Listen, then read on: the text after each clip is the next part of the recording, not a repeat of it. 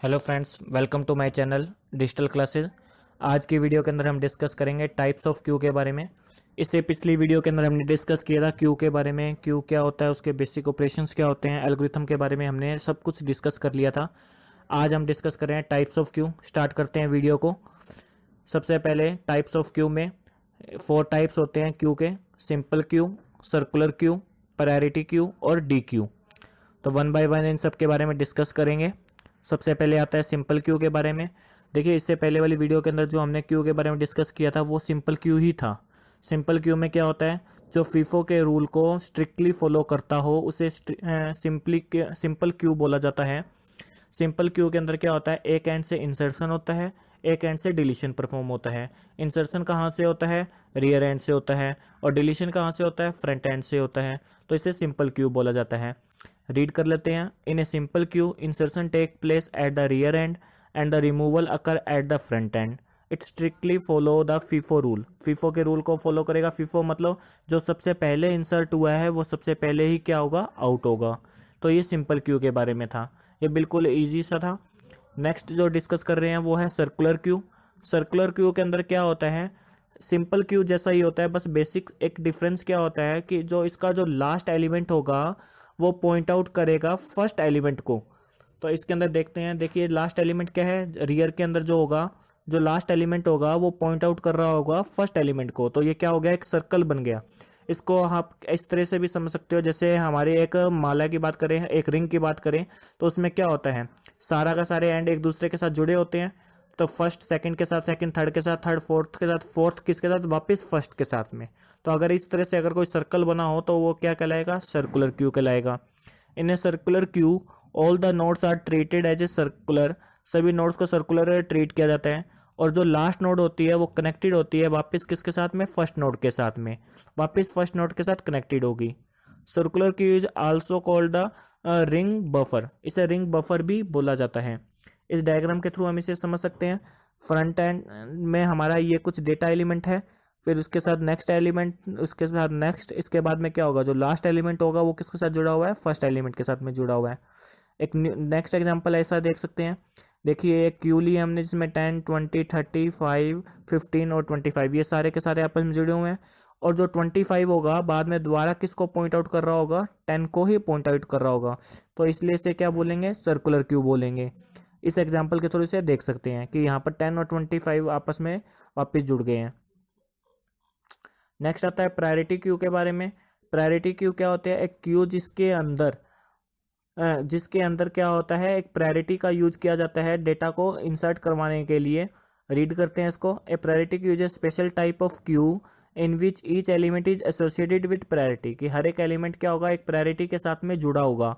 And is served according to its priority, और उसको priority के अकॉर्डिंग ही सर्व किया जाएगा। इसका मतलब क्या है, जब भी डेटा को किसी के अंदर इंसर्ट करवाया जाता है तो एक पर्टिकुलर प्रायोरिटी के अकॉर्डिंग ही उसे रखा जाता है, उसे मेंटेन किया जाता है। If element with the same priority occur, अगर एक एलिमेंट पहले से जो प्रायोरिटी पड़ी है उसी प्रायोरिटी का वो आता है, तो क्या करते हैं, फिर उसके ऑर्डर के अकॉर्डिंग उस डेटा को स्टोर करवाया जाता है। इस चीज़ को हम एग्जाम्पल के थ्रू समझेंगे तो थोड़ा ज़्यादा क्लियर हो जाएगा। अभी हम दोबारा से मैं बताता हूँ, अभी हमने क्या डिस्कस किया कि पहले जो डेटा इंसर्ट होगा वो प्रायोरिटी के अकॉर्डिंग होगा। अगर सेम प्रायोरिटी के 2 डेटा आएंगे तो उन्हें उनके ऑर्डर के अकॉर्डिंग सेट किया जाएगा। एग्जाम्पल के थ्रू समझते हैं इस चीज़ को। मान लीजिए ये 3 अलग अलग प्रायोरिटी है, प्रायोरिटी 1, 2 और 3, और जो डिफरेंट डिफरेंट जो डेटाज हैं वो उसमें अंदर स्टोर करवाए जा रहे हैं। अब देखिए, 2 नंबर प्रायोरिटी के 3 डेटाज थे, तो तीनों डेटा को क्या कर दिया, एक ही सीक्वेंस के अंदर स्टोर करवा दिया, एक ही लाइन के अंदर स्टोर करवा दिया। 3 नंबर प्रायोरिटी के 2 डेटा थे, उनको एक साथ स्टोर करवा दिया। तो इसे बोलेंगे प्रायोरिटी क्यू के बारे में। एक नेक्स्ट एग्जांपल देखते हैं प्रायोरिटी क्यू के लिए। एक एग्जांपल से आपको क्लियर हो जाएगा प्रायोरिटी क्यू। देखिए, सबसे पहले हमने क्या किया, एक हमने इनिशियली एक क्यू ली जो कि ब्लैंक है, जो कि खाली है। अब इसके अंदर कोई भी डेटा नहीं पड़ा, ठीक है। अब उसके अंदर हमने क्या किया, सबसे पहले एक सी नाम का डेटा को इंसर्ट कराया। अभी आप ऐसा समझ के चलिए, अल्फाबेटिकली जो इनका ऑर्डर होता है, ए की प्रायोरिटी सबसे लो है, बी की थोड़ी हाई, सी की हाई एंड जेड की हाईएस्ट प्रायोरिटी है। अभी आपने ऐसे मान के चलते हैं। तो जो सी नाम का डेटा था हमने क्या किया, उसको क्यू के अंदर इंसर्ट करा दिया। तो सी सबसे पहले इंसर्ट हो गया। उसके बाद ओ आया। ओ की प्रायोरिटी क्या होगी, सी से ज़्यादा होगी, क्योंकि अल्फ़ाबेटिकली ओ बाद में आता है सी के, तो हमने ओ को इंसर्ट करवा दिया हाई प्रायोरिटी में। देन डी आया तो डी को भी इंसर्ट करवा दिया। अभी तीनों जने इंसर्ट हो चुके हैं अपनी अपनी जगहों पर। अब जब हम इसको रिमूव करेंगे, जब इस डाटा को बाहर निकाला जाएगा, तब क्या होगा, क्योंकि तीनों की प्रायोरिटी अलग अलग है। सबसे ज़्यादा प्रायोरिटी किसकी है, ओ की, देन प्रायोरिटी किसकी है, डी की, देन किसकी है, सी की। तो जब डेटा रिमूव किया जाएगा तो जो हाईएस्ट प्रायोरिटी है, हाईएस्ट प्रायोरिटी किसकी है अभी यहाँ पर हमारे लिए, ओ की हाईएस्ट प्रायोरिटी है, तो क्या होगा, ओ ही रिमूव होगा सबसे पहले, देन डी रिमूव होगा, देन सी रिमूव होगा। उसके बाद क्या हुआ, आई आया तो हमने आई को स्टोर करवा दिया। देखिए ऑर्डर में स्टोर हो रहा है जिस ऑर्डर में डेटा आ रहा है, क्योंकि हमारा जो रूल है फीफो वाला वो फॉलो हो रहा है, पर रिमूव जब हो रहा है तब हमारा प्रायोरिटी वाला रूल फॉलो हो रहा है। देन हमने इंसर्ट किया एन को, तो एन इंसर्ट हो गया। अब देखिए अभी करंटली हमारे पास जो क्यू में डाटा पड़ा है वो पड़ा है सी पड़ा है, डी पड़ा है, आई पड़ा है और एन पड़ा है। अब अगर हमें रिमूव करना हो, डेटा को बाहर निकालना हो, तो अब हमारा कौन सा डेटा बाहर निकलेगा, हाईएस्ट प्रायोरिटी। हाईएस्ट प्रायोरिटी किसकी होगी, अल्फाबेटिकली एन की होगी, तो एन हमारा क्या होगा, आउट हो जाएगा। उसके बाद क्या होगा, जैसे जी इंसर्ट कराएंगे तो जी इंसर्ट हो जाएगा। तो ये प्रायोरिटी क्यू का एक मेथड होता है जिसके थ्रू हम क्या कर सकते हैं, डेटा को इसके अंदर इंसर्ट करवाया जाता है और डेटा को रिमूव किया जाता है। मैं आपको दोबारा बता दूं, डेटा को इंसर्ट कैसे किया जाएगा, पहले ऑर्डर के अंदर किया जाएगा और जब डेटा को निकाला जाएगा तब प्रायोरिटी के बेस पे निकाला जाएगा। आगे देखते हैं। Priority queue contain the data item which have some preset priority, पहले से कुछ सेट प्रायोरिटी होगी।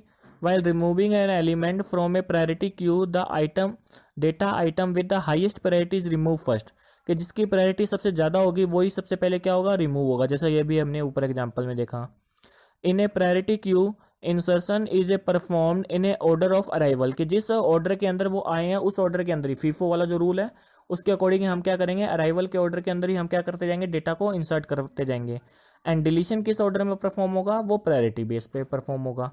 बस ये लाइन को आपने मेनली ध्यान रखना है कि जो प्रायोरिटी क्यू के अंदर इंसर्शन जो होता है वो अराइवल के बेस पे होता है और जो डिलीशन होता है वो किसके बेस पे होता है, प्रायोरिटी के बेस पे होता है। आगे बढ़ने से पहले मैं बता दूं, अगर आपको इस टॉपिक के या डेटा स्ट्रक्चर के अनदर टॉपिक्स के नोट्स चाहिए तो इस वेबसाइट के ऊपर जाके आप नोट्स को देख सकते हो, रीड कर सकते हो फ्री ऑफ कॉस्ट। आगे आता है डी क्यू।